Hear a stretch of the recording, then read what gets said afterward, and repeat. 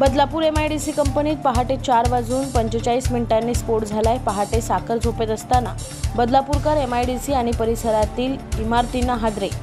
MIDC परिसरातून 3 ते 4 kilometre परिसरातील इमारतींना हादरे। केमिकल ब्लास्टमुळे हा स्फोट झालाय।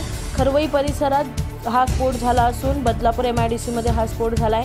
संपूर्ण आकाशात आगीचे लोळ पसरले आहेत।